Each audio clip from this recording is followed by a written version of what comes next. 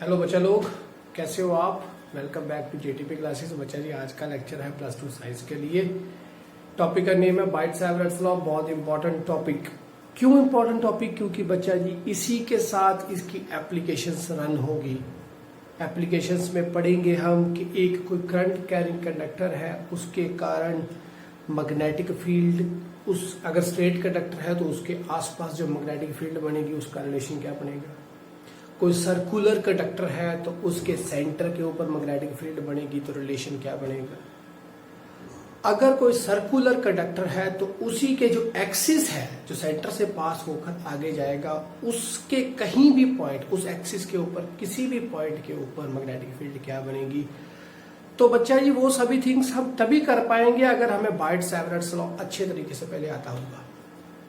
तो बाइट-सैवरट्स लॉ है क्या, आज इसकी हम पूरी फर्स्ट रिलेशन पढ़ेंगे कि वो है क्या, और इसकी जो एप्लीकेशंस होगी वो कल पढ़ेंगे। एप्लीकेशन एक ही दिन में होगी, पूरी कल होगी। आज सिर्फ बाइट-सैवरट्स लॉ के ऊपर हमारा ये लेक्चर होगा 20-25 मिनट्स का। तो ध्यान से समझना बच्चा जी, बाइट-सैवरट्स लॉ है क्या। आपने बच्चा जी क्या अभी बाइट-सैवरट्स लॉ है क्या, देखिए आप लोगों ने पढ़ा था एक कोई चार्ज है तो चार्ज बच्चा जी अगर रेस्ट पे है तो वो क्या पैदा करेगा, इलेक्ट्रिक फील्ड। अगर कोई चार्ज मूविंग में है, मींस करंट है, तो वो क्या पैदा करेगा, मैग्नेटिक फील्ड। तो जैसे आपने बच्चा जी फर्स्ट ईयर इलेक्ट्रोस्टैटिक्स में एक चार्ज से आपने इलेक्ट्रिक फील्ड पैदा कर दी, तो आज क्यों ना आप एक करंट कैरिंग कंडक्टर जिसमें से करंट फ्लो कर रहा है उसके कारण आप मैग्नेटिक फील्ड पता करें। तो हो नहीं सकता, हो सकता है। तो इसका मतलब ये किसके प्रोपोर्शनल है। जैसे वहां पर एक चार्ज से इलेक्ट्रिक फील्ड पैदा की तो वह उसी तरीके से बाइट-सैवरट्स लॉ ने एक करंट कैरिंग कंडक्टर से मैग्नेटिक फील्ड पैदा करके हमें दी। तो उसने उसको कैसे कैसे बनाया, कैसे समझाया, कैसे बताया, वो हम आज लिखेंगे, बोर्ड्स बनाएंगे। कॉपी और पेन रखे हाथ में, प्रॉपर पॉइंट्स बनाते जाना और समझते जाना। बाइट-सैवरट्स लॉ है क्या। वही एक हमारे पास बचा क्या है, एक करंट कैरिंग कंडक्टर है एक्स वाई, ठीक है। करंट इससे फ्लो कर रहा है तो इससे करंट यहां से फ्लो किया, तो एक कोई यहां पर पॉइंट होगा बच्चा जी, इसे हम पी पॉइंट मान लें। तो हमें 10th क्लास में पढ़ा था एक करंट कैरिंग कंडक्टर भी स्ट्रेट है तो इसके आसपास क्या बनेगी, मैग्नेटिक फील्ड बनेगी। तो स्ट्रेट है तो इसके आसपास बनेगी मैग्नेटिक फील्ड। तो यहां से इस साइड और यहां से ऊपर को आएगी, तो उसी तरीके से पी पॉइंट पे देखेंगे तो यहां से इस साइड हो जाएगी और इधर से ऊपर होगी।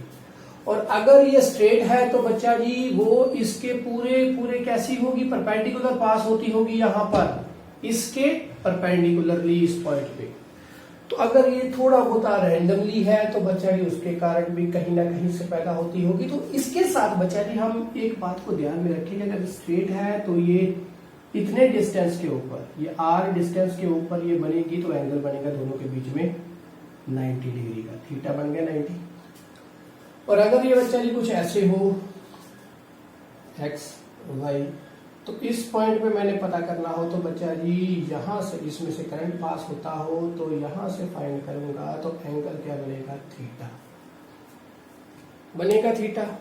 पी पॉइंट के ऊपर चेक करना है तो बच्चा जी बनेगा। अभी बाइट-सैवरट्स लॉ ने बताया क्या, उसने 2-3 थिंग्स को देखा, उसने 2-3 थिंग्स को यूटिलाइज किया, यूज में लाया और बताया कि इन चीजों को आप यूज करें तो आपको मैग्नेटिक फील्ड आएगी। तो उसने वो क्या क्या बोली, ध्यान से समझिए। अभी फर्स्ट ऑफ ऑल उसने क्या बताया बच्चा जी कि अभी ये कंडक्टर है, एक्स वाई कंडक्टर है, इसका उसने छोटा सा पार्ट ले लिया, ये इतना पार्ट ले लिया बच्चा जी, ये पूरा एक्स वाई कंडक्टर है, इसका छोटा पार्ट लिया, वो डीएल लिया।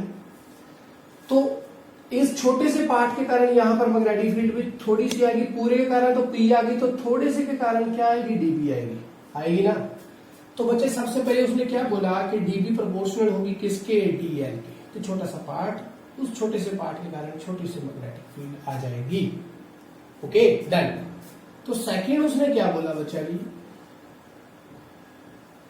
कितना करंट फ्लो कर रहा है उसके प्रोपोर्शनल, जितना ज्यादा करंट उतना ही ज्यादा उसे मैग्नेटिक फील्ड यहां पर क्या ज्यादा आएगी।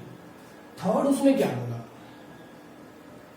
उसने बोला कि आपकी यहां से इसे प्रोपोर्शनल इनवर्सली होगी, कि ये जो R जितना ज्यादा होगा उसी के कारण मैग्नेटिक फील्ड कम कम होती जाएगी। यहां पर ज्यादा होगी, यहां पर उससे कम, उससे कम, उससे कम, उससे कम, यहां पर और दूर दूर जाऊंगा तो उससे कम होती जाएगी। क्योंकि करंट कैरिंग जनरेटर उसके आसपास जो कंसेंट्रिक सर्कल्स बनेंगे बच्चा जी, अगर स्ट्रेट है तो उसी के अकॉर्डिंग समझाऊंगा, तो उसके जो आसपास कंसेंट्रिक सर्कल्स बनेंगे वहां पर उसकी मैग्नेटिक फील्ड की स्ट्रेंथ ज्यादा होगी। ओके, और जैसे हम दूर दूर जाते जाएंगे तो स्ट्रेंथ क्या होती जाएगी, कमजोर होती जाती है, कम होती है। इसका मतलब पास पास जो जगह है वहां पर कंसेंट्रिक सर्कल्स बहुत ज्यादा कंजेस्टेड होंगे, जैसे दूर दूर जाएंगे वो थोड़े से क्या गैपी गैपी होती जाएगी, मीन्स थोड़ी उनके बीच में गैप ज्यादा आते जाएंगे। तो इसका मतलब क्या, वहां पर स्ट्रेंथ क्या हो रही है, कमजोर होती जा रही है। तो फोर्थ पॉइंट उसने क्या बोला बच्चा जी, उसने बोला ये साइन थीटा। अभी ये कौन बताएगा साइन थीटा का मतलब क्या? देखिए ये था एंगल बना 90। तो बच्चा जी अगर 90 रखने के कारण कुछ आ जाए तो हमें पता स्ट्रेट कंडक्टर है, स्ट्रेट है, तो इसके और इसके बीच में एंगल है 90। तो हमें पता है कि स्ट्रेट कंडक्टर हो तो उसके बच्चा जी परपेंडिकुलर बनती है मैग्नेटिक फील्ड। इसका मतलब इसकी डायरेक्शन ये, इस पॉइंट से इसकी डायरेक्शन ये, इसका मतलब ये वेक्टर और ये वेक्टर, एक वेक्टर ये ऊपर को क्या होगा, करंट होगा, करंट में एक वेक्टर इसकी प्रॉपर डायरेक्शन है, तो करंट इस साइड को ये क्या है, पोजीशन वेक्टर है। इसका मतलब इन दोनों के बीच में क्या एंगल 90 डिग्री, और यहां पर मैग्नेटिक फील्ड बन रही है। तो तीनों की डायरेक्शन क्या बनी, अभी ध्यान से समझना एक बात बताइए। एक इस साइड को गया x, एक इस साइड को गया y, एक इस साइड को गया z। इस साइड को क्या बना r, ओके, ये क्या बना I। तो ये P क्या बना z, क्या बना P पॉइंट के ऊपर, यहां पर क्या है कि मैग्नेटिक फील्ड, तो वो z की ओर होगी। तो बच्चा जिसका मतलब इन दोनों, ये दोनों वेक्टर क्वांटिटीज के अंदर I और R, इन दोनों के बीच में अगर बच्चा जी एंगल, दोनों वेक्टर है, और जो तीसरी चीज P पॉइंट के ऊपर आ रही है उसकी भी अपनी डायरेक्शन आ रही है, मैग्नेटिक फील्ड भी तो एक वेक्टर क्वांटिटी है, तो उसकी अपनी डायरेक्शन आ रही है। तो बच्चा जी वो डायरेक्शन हमारे पास स्पेसिफाई तभी होगी अगर इन दोनों के बीच में एंगल क्या होगा, 90 डिग्री होगा। तो 90 किस पे, कौन सा कंपोनेंट, कौन सी ट्रिग्नोमेट्रिक रेशियो और कौन सा साइन लगेगा, कॉस लगेगा, कौन सा कंपोनेंट आएगा जिसके कारण बच्चा जी 90 पे हो तो मैक्सिमम आए, क्योंकि हमें पता है दोनों में 90 होगा तभी मैक्सिमम आएगी। वो ना ऐसे ही बच्चा जी अगर दोनों के बीच में अगर एंगल थोड़ा कम होता जाए तो थोड़ी कम स्ट्रेंथ होती जाएगी, अगर दोनों के बीच में एंगल 0 हो जाए तो बच्चे 0 स्ट्रेंथ होगी। तो जैसे जैसे बढ़ता गया 90 आ गया तो मैक्सिमम आ गया। तो यहाँ पर बच्चा जी अगर दोनों के बीच में एंगल 90 होगा तो मैक्सिमम, तो हमारे पास तीसरी डायरेक्शन स्पेसिफाई होकर आएगी। तो इसका मतलब कंपोनेंट कौन सा आएगा, साइन वाला आएगा, भाई दो वेक्टर है और तीसरा भी वेक्टर आता हो तो बच्चा जो कंपोनेंट क्या है, ये दोनों के बीच में 90 होना चाहिए। तो 90 कहां पर, साइन का 90 की वैल्यू क्या होती है 1, जो कि मैक्सिमम है। तो कॉस 90 की वैल्यू तो होती है बच्चा जी 0, जो कि मिनिमम है। तो इसका मतलब दो वेक्टर्स हैं, दोनों के बीच में अगर तीसरा वेक्टर उन्हीं से बनना हो तो बच्चा जी उसकी अपनी डायरेक्शन हो तो वो तभी हो सकेगा, दोनों के बीच में क्रॉस प्रोडक्ट हो। तो क्रॉस है तो 90 लगेगा, कौन सा, साइन लगेगा कंपोनेंट। तो इसका मतलब साइन आया। तो ये तो इससे मैंने समझा, इसलिए मैंने इसको बनाया। अभी इसका मतलब यहाँ पर अभी दोनों के बीच में एंगल 90 नहीं है, कुछ थीटा है, तो मैं साइन थीटा लिख दिया। ओके, जैसे ही ये स्ट्रेट पूरा हो जाएगा तो बच्चा मैक्सिमम यहाँ पर मैग्नेटिक फील्ड आएगी। अभी किसी एंगल से तो कम आएगी। अभी इसी पॉइंट पे चेक करनी, तो इसको मैं ऐसे हो करता जाऊं तो यहाँ पर बच्चा जी क्या आती जाएगी, अभी ये है, अभी इसको मैं कुछ ऐसे कर दूं तो एंगल थीटा ये रह जाएगा, ये हो गया एक्स डैश, ये हो गया वाई डैश, तो थीटा ये रह गया। तो स्ट्रेंथ और कम, क्योंकि थीटा कम होता जाएगा। तो अभी थीटा यहां पर मान लो थीटा है 60 डिग्री, यहां पर थीटा है 30 डिग्री, तो साइन 60 की वैल्यू होती है बच्चा जी √3/2। Okay, 3/2 means 1.732/2। तो कितना आ जाएगा बच्चा जी, लगभग 0.8 कितना आएगा। तो साइन 30 की वैल्यू होती है बच्चा जी 1/2, 1/2 का मतलब 0.5। तो अच्छा बच्चा जी कम होता जा रहा है। यहां पर अगर 90 होता तो साइन 90 की वैल्यू होती बच्चा जी 1, तो मैक्सिमम। जैसे एंगल कम होता गया तो ये मिनिमम और थोड़ी मिनिमम, जैसे ही एंगल साइन 0 हो जाएगा तो बच्चे साइन 0 की वैल्यू 0। तो इसका मतलब अगर ये वाला पूरा कंपोनेंट ऐसे हो जाए तो इसका मतलब एक्स वाई कंपोनेंट के ऊपर ही चेक करनी हो कि मैग्नेटिक फील्ड क्या है, ऊपर ही चेक करनी हो। तो बच्चा ये कंपोनेंट भी ऐसे है एक्स वाई, इसी के ऊपर पी पॉइंट लाना हो, मीन्स जैसे ये वाला पॉइंट पी को मैं यहाँ पर इस कंपोनेंट के ऊपर ले आऊं, तो बच्चा ये वहां पर मैग्नेटिक फील्ड नहीं आएगी, नहीं होगी, क्योंकि साइन 0 0। तो इसका मतलब उस स्ट्रेट कंडक्टर के आसपास जो जगह है उस पर देखा जाएगा कि एंगल कितना है, वहां पर देखा जाएगा मैग्नेटिक फील्ड कितनी बन रही है। सो साइन का कंपोनेंट लगाकर हम चलेंगे। तो ये 4 थिंग्स हमारे पास आई, तो चारों को इकट्ठा कर दिया जाए तो बच्चा जी मैग्नेटिक फील्ड क्या बनती है, dl i r स्केयर और साथ में आया साइन थीटा। ओके, ये भी मैंने स्केलर में लिखा। अभी इसको ये हटाना हो तो k लगाएंगे, sine theta upon R square. तो ये k की वैल्यू क्या है बच्चा जी, अगर SI में देखूं तो k की वैल्यू बच्चा जी होती है mu naught upon 4 pi, k की वैल्यू होती है बच्चा जी म्यू नॉट अपॉन 4 पाई। अभी इसको कंपैरिजन करें उसी से, इलेक्ट्रोस्टैटिक में charge electric field due to a static charge, तो बच्चा उसमें k था, तो उसकी वैल्यू थी बच्चा जी हमारे पास 1 अपॉन 4 पाई एप्सिलॉन नॉट। क्या था इलेक्ट्रिक फील्ड, क्या थी 1 upon 4 pi epsilon not q1 upon r square, ये था। तो यहां पर उसका k लगा था। ओके, तो ये थी। अभी यहां पर ये दोनों कंपोनेंट ये बन गए, अभी यहाँ पर r स्क्वायर तो ये बन गया, यहाँ पर साइन थीटा नहीं आया, इलेक्ट्रिक फील्ड में साइन कंपोनेंट थीटा का कुछ भी नहीं था। तो इसका मतलब एक डिफरेंस भी ये बना कि यहाँ पर मैग्नेटिक फील्ड एंगल के ऊपर भी डिपेंड करती है, यहाँ पर एंगल के ऊपर डिपेंड कुछ भी नहीं करता था। क्यों, क्योंकि एक चार्ज कोई भी स्टैटिक चार्ज था तो वो बच्चा जी लगातार इलेक्ट्रिक फील्ड चारों तरफ बनाता था अपनी स्फेरिकल नेचर। तो यहाँ पर इस पे ऐसा नहीं है। क्यों नहीं है, क्योंकि ये इस तरफ तो ये ऐसी अपनी डायरेक्शन बना गया।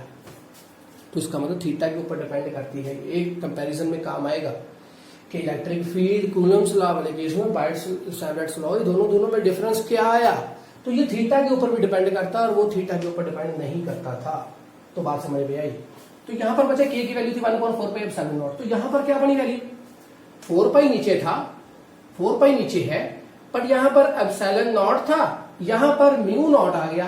तो म्यू नॉट को हम क्या बोलते हैं, इसको हमने बोला था क्या, absolute permittivity in free space. इसको बोलेंगे हम बच्चा जी एब्सोल्यूट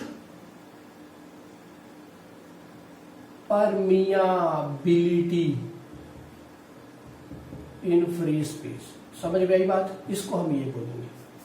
तो यहां पर ये एप्सिलॉन नॉट नीचे था, अभी यहां पर म्यू नॉट ऊपर आएगा। अब ये डिफरेंसेस जो आ रहे हैं ध्यान में रखना बच्चा जी, आगे जाकर इन्हीं को हम यूज करके बहुत से रिलेशन बनाएंगे।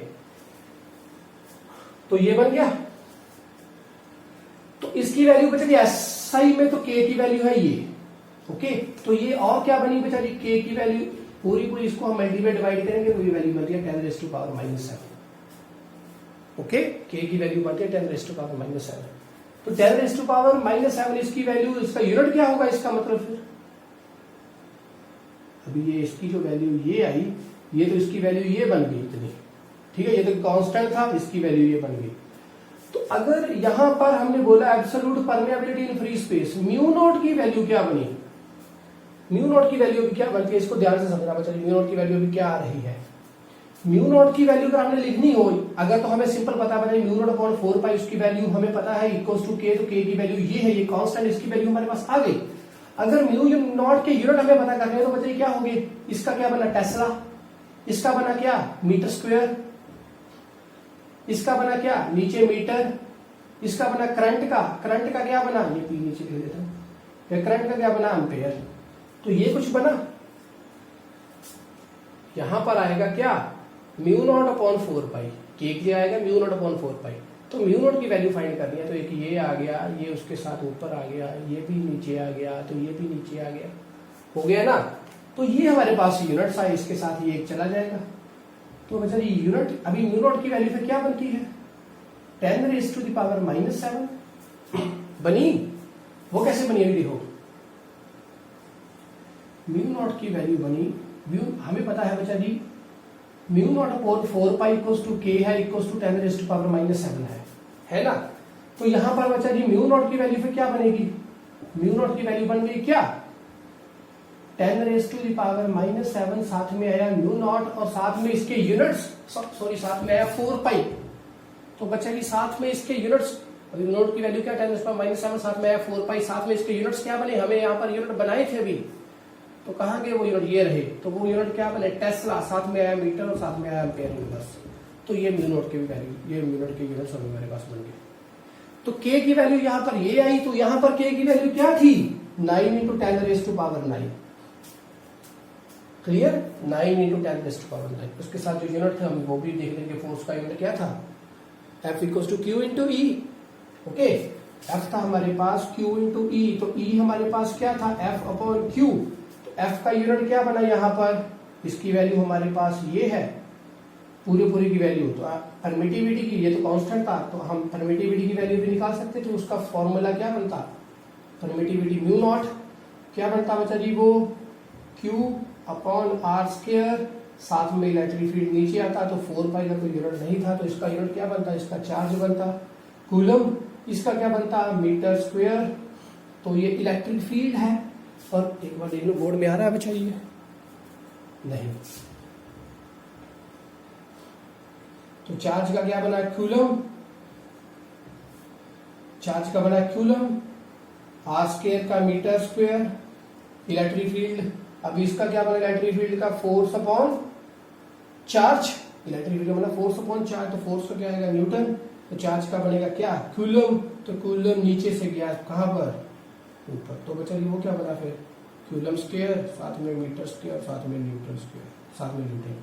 तो ये इसके यूनिट बने किसके, परमिटिविटी के।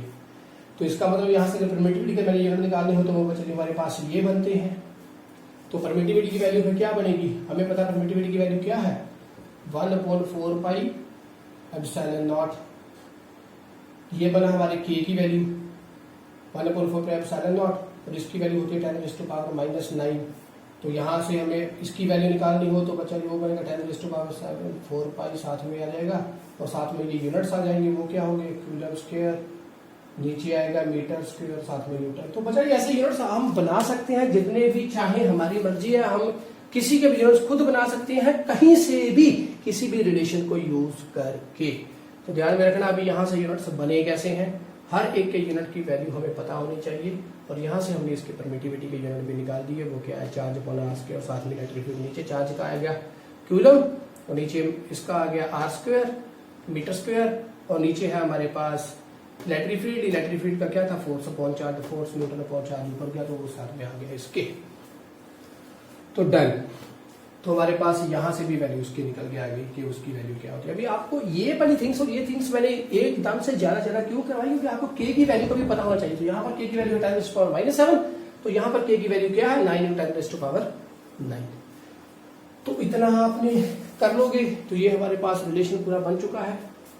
एक बार इसको रब करें, थोड़ा सा आप इसका जो अभी स्क्रीनशॉट देने, जो आपने पॉइंट्स लिखने तो वो एक बार लिख लें, थोड़ा सा टॉपिक इसका बाकी है वो भी हम करेंगे, इसके बाद इस टॉपिक को एंड करके स्क्रीनशॉट लीजिए प्लीज। तो अभी बच्चा जी हमारे पास फिर से मैंने डायग्राम थोड़ी बना दी साफ करके, ताकि आप इसको वेक्टर में भी समझ सकें। तो हमारे पास स्केलर में ये हमारे पास फॉर्मूला पाएंगे। अब इसको हमने वेक्टर में लिखना, तो बच्चा जी वेक्टर में कैसे लिखेंगे, तो आपको याद होना चाहिए कि मूवमेंट कैसे आती है बच्चा जी। हमेशा फिजिक्स में हम x, y और z तीनों कंपोनेंट्स हों ऐसे, x, y और z। तो मूवमेंट कैसी होनी चाहिए, एंटी क्लॉकवाइज। हमने कैसे चलना है, हमेशा एंटी क्लॉकवाइज। ओके, तो अभी यहां से कैसे होगा, देखिए है क्या क्या इसमें, करंट इस साइड को जा रहा है। ओके, तो कंपोनेंट एक कौन सा है, वेक्टर, ये वाला करंट है वेक्टर। दूसरा है r, इस साइड को जो है, तो दूसरा है r। ये दो वेक्टर्स हैं, एक इस साइड को एक इस साइड को। इसका मतलब अगर इसके ऊपर मैंने वर्किंग करनी हो बच्चा जी, तो मैं कैसे करूंगा, अगर r है ये, तो मैं r को लिख लूं, इस साइड को r x की ओर है, ये मान लो पूरा y की ओर है। अगर ये थीटा 90 बनता है, अगर थोड़ा कम है तो मैं इसको तभी मानकर चलूंगा कि ये 90 की ओर है। तो बच्चा जी I क्या आया, इस साइड को, दोनों के बीच मान लो एंगल है 90 डिग्री। डन।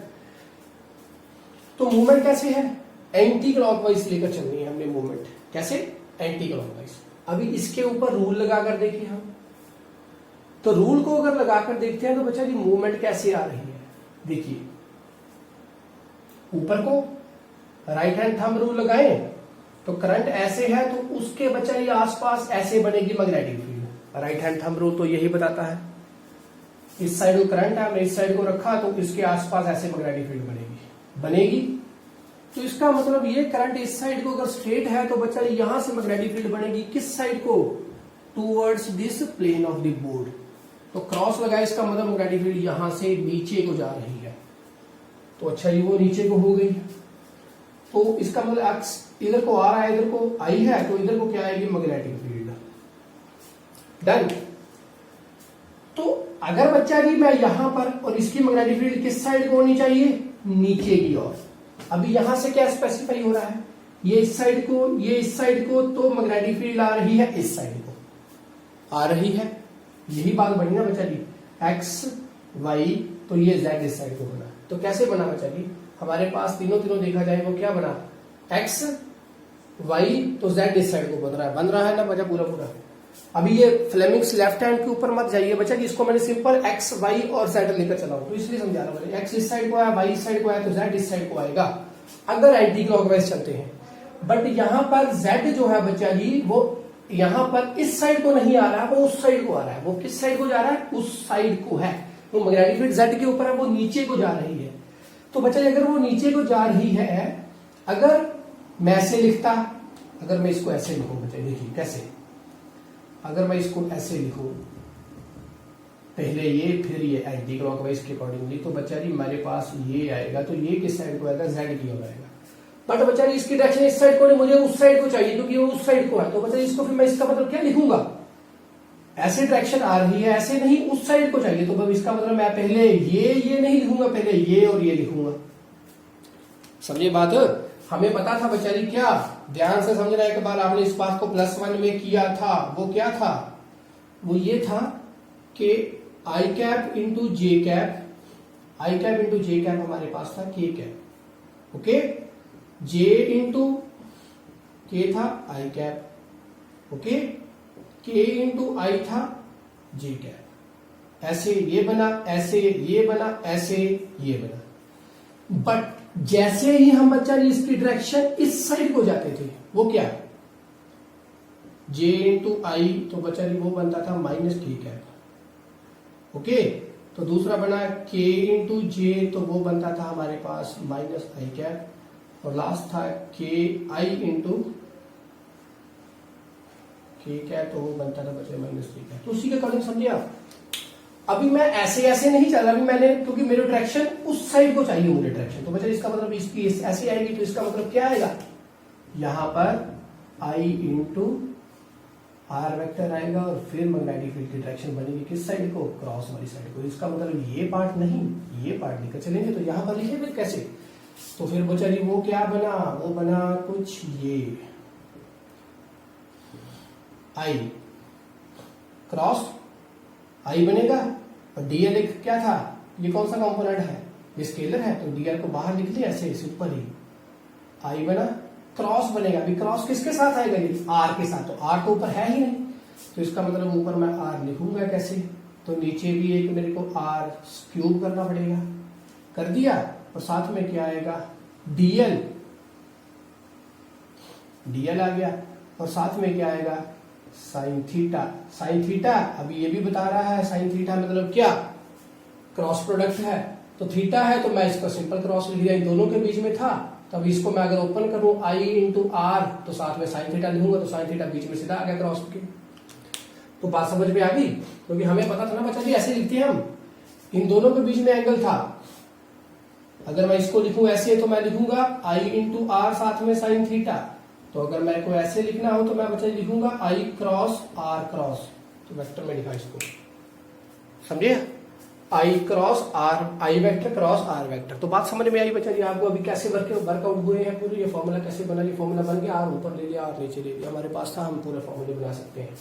तो यहां से भी इसका कितने भी फॉर्मूले आप चाहे आप बना सकते हो। करंट डेंसिटी का भी बन सकता है। करंट डेंसिटी क्या था, आई अपॉन ए, करंट अपॉन एरिया, आई के साथ डीएल की मल्टीप्लीकेशन, और साथ में एरिया के साथ ऊपर भी मल्टीप्लाई डीएल के साथ और नीचे भी, क्योंकि यहां पर डीएल था। तो ऊपर नीचे किया तो बच्चा ऊपर बन गया आइडियल, और नीचे क्या बन गया एरिया साथ में लेंथ, तो वह छोटा सा पार्ट था तो वो डीवी बन गया ना। यहां पर डीएल था, ऐसे लिखा मैंने, नीचे क्या आया एरिया के साथ थोड़ी सी लेंथ, इसका मतलब थोड़ा सा वॉल्यूम डीवी बन गया। तो यहां पर बच्चा जी अगर पहले मैं इसको पूरा इंटीग्रेट करूं तो पूरा इंटीग्रेशन क्या होगी बच्चा जी, पूरे पार्ट पे क्या आएगी बी वेक्टर, तो वो क्या आएगा म्यू नॉट भी बाहर आ गया, 4 पाई बाहर आ गया, तो अंदर क्या रह गया बच्चा जी हमारे पास आई क्रॉस डी आर, साथ में डीएल था, पूरी लेंथ पे करेंगे तो आर क्यूब है नीचे, तो ये बना हमारे पास। तो अभी यहां पर इसके साथ करना होगा तो बच्चा जी हम क्या लिखेंगे अभी इसके साथ ये रिलेशन के अकॉर्डिंगली, तो वो बनेगा म्यू नॉट अपॉन 4 पाई, साथ में क्या आएगा आई और साथ में है डीएल, आई साथ में है डीएल, तो यहां पर क्या बनेगा जे और साथ जे और साथ यहां पर जे है ना, तो जे साथ में डीवी, तो जे भी तो क्या है एक वेक्टर क्वांटिटी है। तो बच्चा जी यहां पर लिखेंगे हम जे क्रॉस ये और साथ में आएगा यहां पर डीवी अपॉन आर क्यूब, बन गया। ये इसको करेंगे इंटीग्रेशन में और बाहर क्या आ जाएगा म्यू नॉट अपॉन 4 पाई। तो बच्चा जी हमारे ऊपर डिपेंड है, हम कितने भी फॉर्मूले बना ले वो सभी के सभी हम खुद बना सकते हैं। ऐसे जितने भी रिलेशन होंगे आप खुद बना सकते हो, चाहे जितने भी रिलेशन हमारे पास आ जाए वो सभी के सभी। ओके, जैसे और हमें पता है बच्चा जी करंट क्या होता है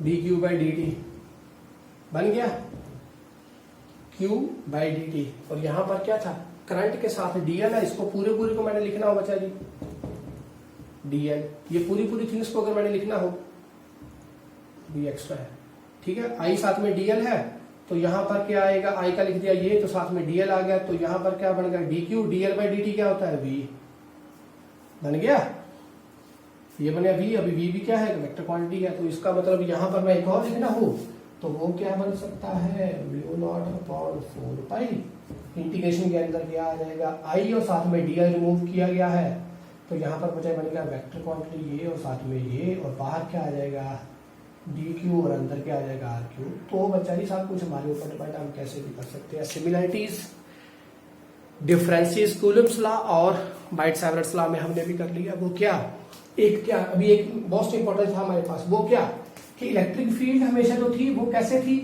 जैसे जैसे ये आर बढ़ता जाएगा उसी के अकॉर्डिंगली वो, अभी यहां से ये चार्ज है स्टैटिक चार्ज था, अभी यहां से इस साइड को जाऊंगा तो आर के बढ़ने के साथ इलेक्ट्रिक फील्ड भी क्या होती जाएगी, जैसे जैसे ये जाएगा इलेक्ट्रिक फील्ड भी इसी साइड को जाएगी। इसका मतलब इलेक्ट्रिक फील्ड पैरेलल होती है किसके, ये वाले पोजीशन वेक्टर के, जहां ये जो डिस्प्लेस हो रहा है आगे के चल रहा है डिस्प्लेसमेंट वेक्टर के। तो यहां पर बच्चा जी क्या है, यहां पर देखिए इस चार्ज अभी ये पैदा करता है, इससे ये आर है उसके ये परपेंडिकुलर है, तो एक डिफरेंस ये भी बनता है। डिसिमिलरिटीज क्या आ रही है वो मैग्नेटिक फील्ड की और इलेक्ट्रिक फील्ड के अंदर जो पैदा कर रहे हैं कूलम्स लॉ और बाइट-सैवर्ट्स लॉ कि उसके अंदर जैसे जैसे बच्चा जी आर बढ़ता जाएगा उसी के अकॉर्डिंग इलेक्ट्रिक फील्ड बढ़ती जा रही है, बट इस केस में आर के क्या है परपेंडिकुलर चल रहा है, ओके, क्योंकि ये भी एक वेक्टर क्वांटिटी है। डन, तो एक ये बात होगी। सेकंड बात कौन सी थी हमारे पास बच्चे, एंगल के ऊपर डिपेंड करता है बाइट-सैवर्ट्स लॉ, वो ये वाला एंगल के ऊपर डिपेंड नहीं करता था। क्यों, क्योंकि जिस साइड को वो था उसी साइड को तो वो था, इलेक्ट्रिक फील्ड भी उसी साइड पे थी, कोई एक्स्ट्रा थोड़ी ना है। ये एक स्केलर क्वांटिटी है चार्ज, इससे आर आगे गया तो इसका मतलब दोनों के बीच में एंगल क्या है 0 है, तो यहां पर क्या है एंगल, ये एक वेक्टर ये वेक्टर दोनों के बीच में एंगल क्या है थीटा है, तो यहां पर थीटा लेकर चलेंगे, यहां पर थीटा नहीं आएगा, तो डिसिमिलरिटीज भी है। और सिमिलरिटी क्या होगी, दोनों के दोनों क्या है इनवर्सली फॉलो करते हैं किसको, आर को, ये भी और इलेक्ट्रिक फील्ड वाला जो था वो भी।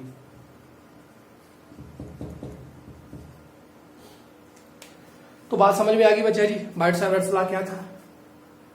अब इसकी एप्लीकेशन करेंगे, बहुत इंपॉर्टेंट एप्लीकेशन है बच्चे, कल लेक्चर स्किप नहीं करना आपने, ट्यून रहना, स्टे ट्यून रहना बच्चा जी, आपको हर एक चीज अच्छे तरीके से समझाई जाएगी और प्रॉपरली दिमाग में पड़ेगी आपके। इसको प्रॉपरली कॉपी पे लिखना, समझना, और ये भी थिंग्स दिमाग में रखनी जरूर बच्चा जी, क्लॉकवाइज डायरेक्शन और एंटी क्लॉकवाइज डायरेक्शन हम कैसे ले रहे हैं। और खुश रहें, खुशहाल रहें, बाय बाय बच्चा जी, मौजा ही मौजा।